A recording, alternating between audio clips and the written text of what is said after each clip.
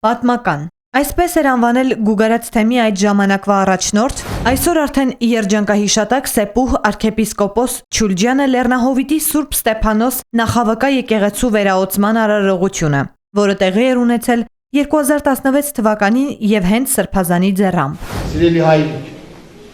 Աստված օրհնի քեզ։ Քո ծերության այս օրերին շարունակ տեսնես բդուղը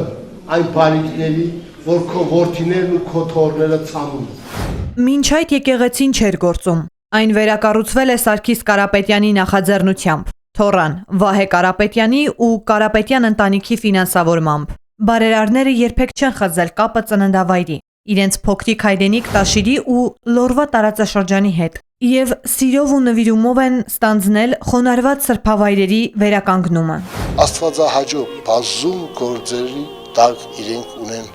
իրենց ստորագրությունը։ Սա մեզ բոլորիս համար մխիթարանք է։ Լեռնահովիտցիները պատմում են, որ Սուրբ Ստեփանոս եկեղեցին կառուցվել է 19-րդ դարասկզբին։ Վանքի Դոշ կոչվող բլրի վրա գտնվող եւ բնական աղետից խոնարհված մեկ այլ սրբավայրի քարերով, որոնք լեռնահովիտցիներն իրենց ուժերով են տեղափոխել գյուղ։ Աստված պայեդը ժամ շինողի արև։ Երկար կյանք եղավ։ Ուստա ժամը սարկեցին շինին ժողովուրդները նորից հավատքի կուկա։ Եկեղեցին ինքան կարևոր է մեզ համար, ինչքան դիվորը դիրքերում։ Եկեղեցու վերահոսումը մեծ եւ սպասված իրադարձություն էր եւ համախմբել էր գյուղի, տարածաշրջանի ու Սփյուռքի բազմաթիվ հայրենակիցների։ Սրբավայրի վերականգնումը մեծ օրհնություն է յուրաքանչյուր համայնքի ու ժողովրդի համար։ Ես շնորհավորում եմ բոլոր ուխտավորներին, թող իկադարացվի բոլորի ցանկությունները։ Մեր ժողովրդին ցանկանում եմ, որ բոլորը միակամ լինեն, փոխադարձ հարգանք վայելեն իրար նկատմամբ եւ օգնեն նեղընկած